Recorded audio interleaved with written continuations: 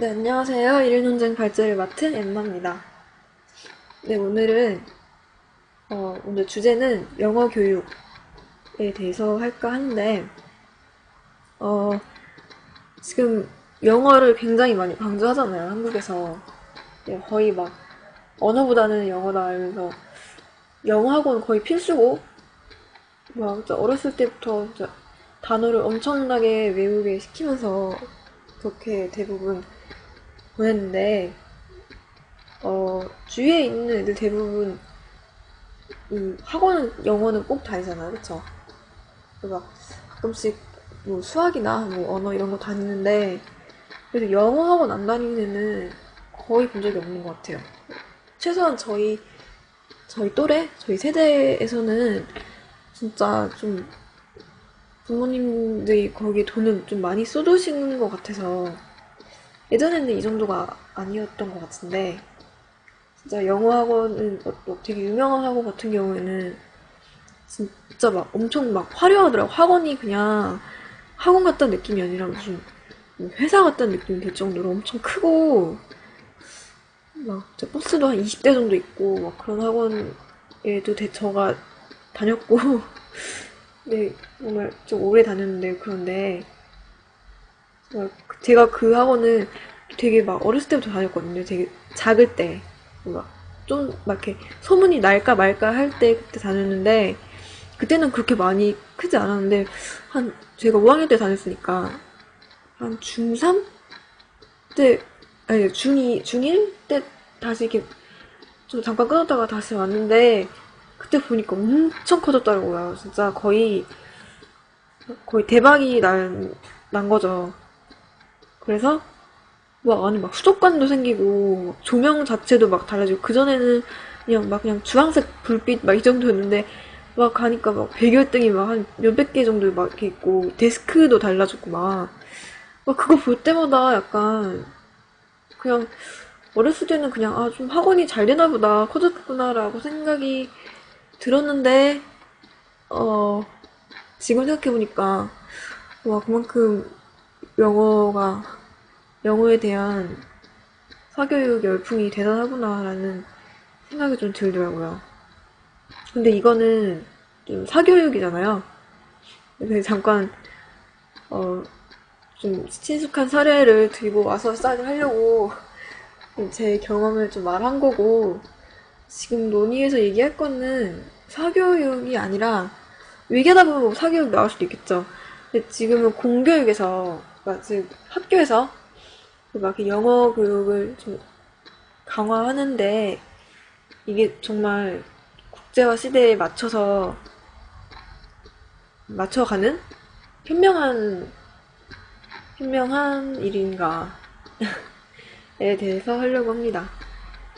그래서 이거는 그냥 갑자기 생뚱맞게 가져온 건 아니고 그래도 분석 훈련하고 있는 것 중에서 당신들의 대한민국이란 책이 있는데 거기에 그 잠깐 그 약간 우리나라를 비판하는 내용 중에 영어 공용화론을 찬성하는 사람들에 대한 비판이 있어요. 그래서 뭐 영어 공용화론 넘어갔는데 네, 영어 공용화론을까지는 아니더라도 이 사람들은 진짜 아예 제2외국어로 영어 같이 국어로 지정하자 이런 사람인데 어 지금 이렇게 대놓고 영어를 어, 국어로 채택하자라는 것보다는 이거는 뭐 너무 반대급부가 너무 클 것 같아요. 제가 생각해도 처음에는 영어 공용화론에 대해서 문점 잡았었는데 네, 좀 아닌 것 같아서 수정한 논점이 이겁니다. 그래서 공교육의 영어 교육 강화는 옳은가에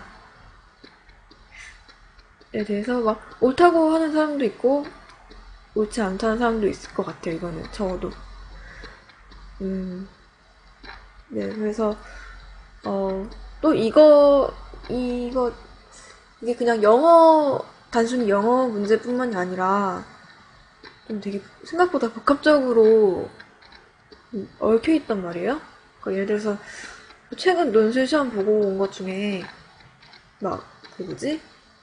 음, 뭐더라? 다문화주의가 나왔는데 거기에 그건 그냥 견해 쓰는 게 아니라 비교 분석하는 거였거든요. 그래서 거기 가와 나를 비교하라는데 그 가와 나가 상반된 거였어요. 가는 그러니까 아예 좀 지금 다문화 시대는 서로의 문화의 다양성을 따지기보다는 그냥 하나의 융합된 그 나라와 나라 간의 경계를 초월한 그런 통합된 보편적인 어떤 문화 체계가 필요하다라는 그런 주장이었고 나는 그거에 반대로 그러니까 그 미국 문화를 멜팅팟이라고 하잖아요. 옛날에 그랬잖아요. 그러니까 이 문화 저 문화가 다 한 냄비 이렇게 녹아서 그냥 새로운 하나의 문화로 탄생된다 뭐 그런 주장이 있는데 즉 멜팅팟이 아까 말한 그거죠. 근데 그게 아니라 그 오히려 진정한 다문화주의의 의미는 멜팅팟이라기보다는 샐러드 볼이라는 거예요. 그 샐러드 그냥 생각해도 그냥 게 하나하나가 다 보존된 채로 다 하나에 섞여 있잖아요. 근데 그렇다고 해서 그러니까 뭔가 그 완전 개별적으로 따로 노는 것도 아니고 그래도 하나의 샐러드를 만드는 거니까 그러니까 그 뭔가 멜팅팟은 그 고유성을 아예 상실시켜 버리는데 샐러드볼은 그게 아니라는 거죠. 그래서 멜팅팟보다는 샐러드볼이다라는 게 나의 주장인 거죠. 그래서 그 둘의 차이점을 이렇게 비교 분석하는 게 나오는데 어쨌든 솔직히 근데 이 주제도 그거랑 완전 동떨어진 건 아니잖아요. 그러니까 뭔가 새로운 시대의 변화에 맞춰서 영어 교육을 점점 학교에서 강조를 하고 있는데 정말 이렇게까지 해야 할 필요가 있을까? 그러니까 그 정도는 지금 그냥 최근에 좀 그러니까 자기가 학교에서 경험한 정도로 합의를 하고 그냥 얘기하면 될 것 같고, 네. 그래서 막 공교육 중에서도 막 외국어 고등학교 이런 거 되게 많이 생기잖아요. 심지어. 그, 그렇게 생기고 있는 지금 공립 외국어 고등학교도 심지어 여러 개 있고, 그런데, 이런 지금 교육의 방향이 맞는 건가? 거기서 외국어 고등학교뿐만 아니라 일반계 고등학교에서도 입시 수능 체제에서도 이렇게 영어를 강조를 하는 게 과연 잘하는 짓인가라는 거에 대해서 이제 말을 하면 될 것 같아요.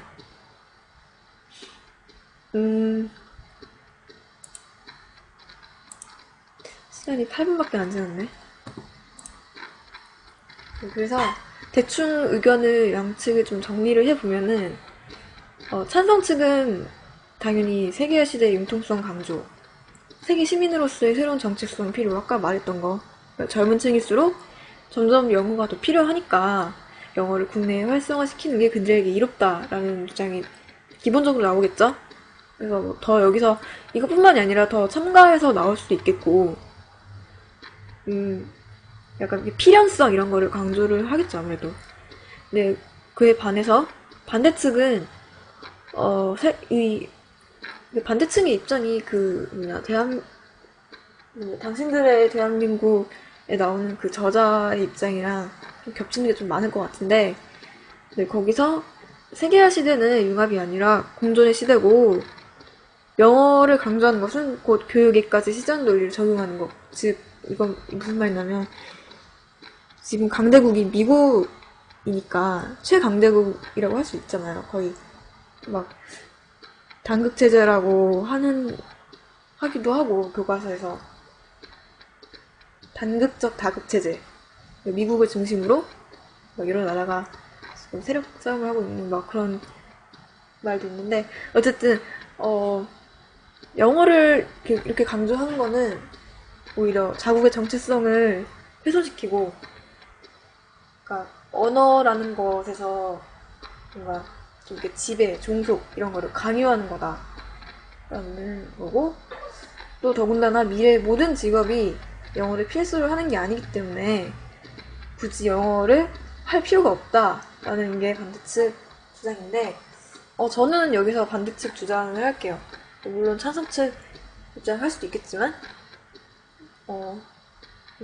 둘 중에 뭐 아무거나 해도 상관없는데, 저는 개인적으로 반대측 주장이 더 끌리기 때문에, 제가 호스트니까 저는 그냥 하고 싶은 거 하겠습니다. 반대로.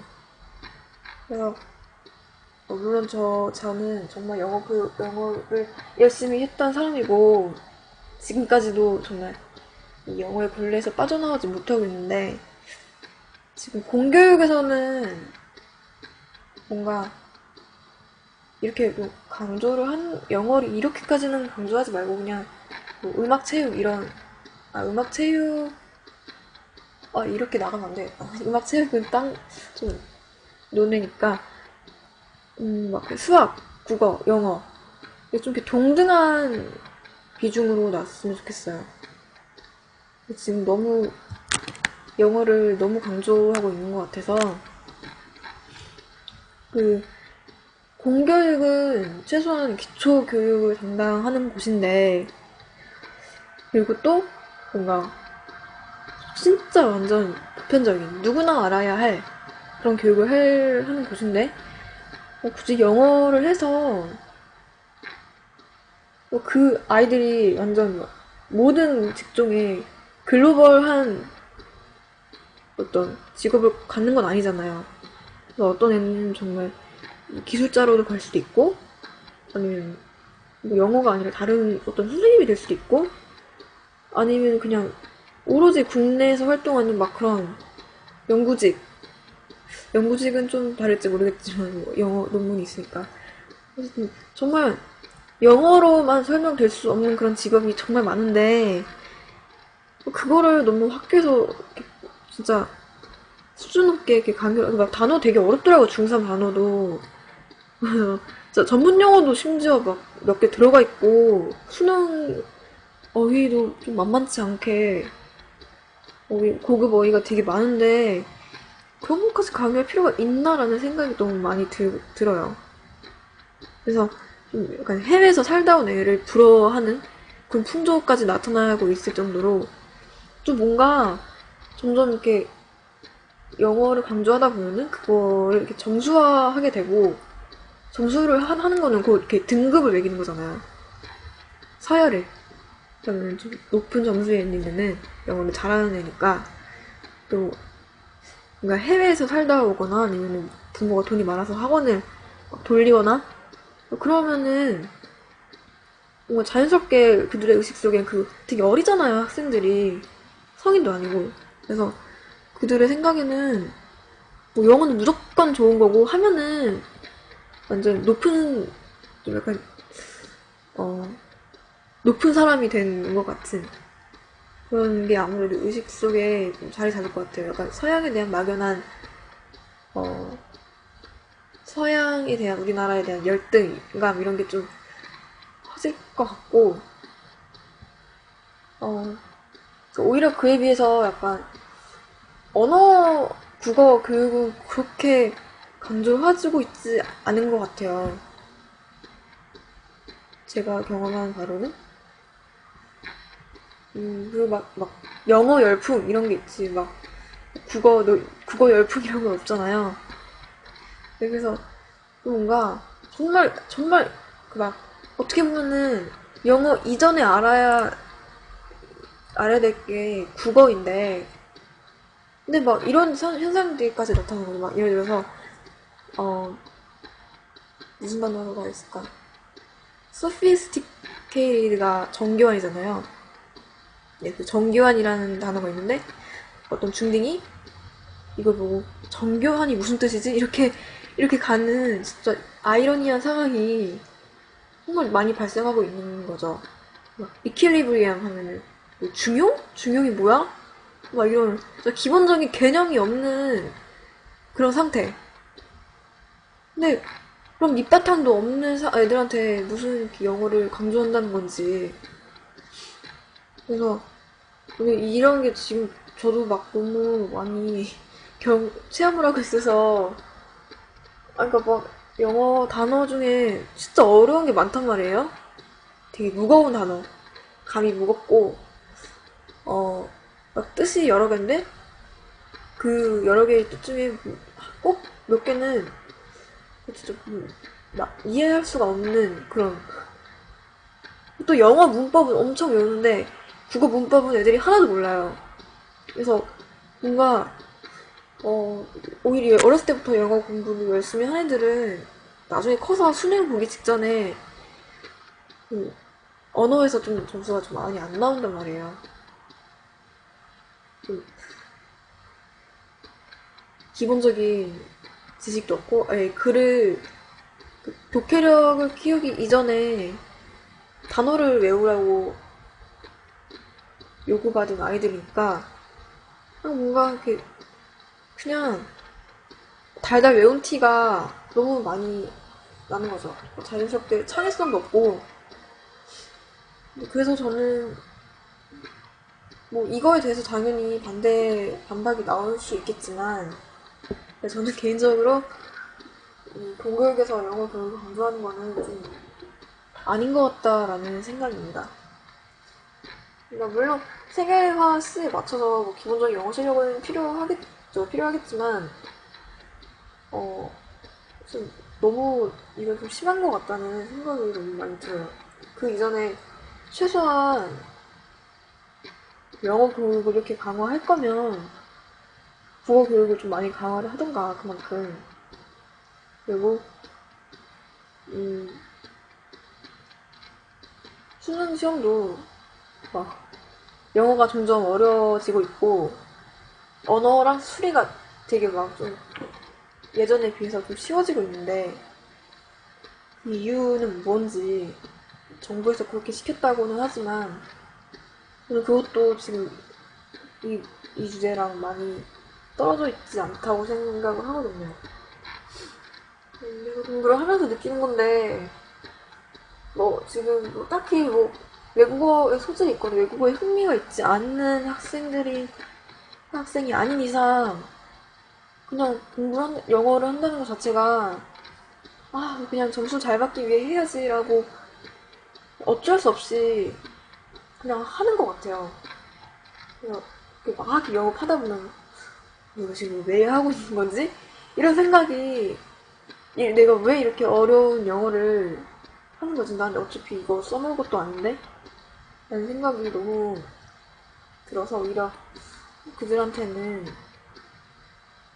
압박, 좀 과도한 압박이 되지 않을까 싶어서, 싶어요.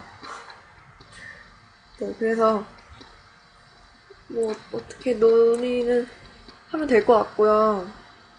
음, 네, 그래서 발제는 여기까지 하고 스카이프로 논의를 하겠습니다. 네, 끝. 스카이프로 들어와 주세요.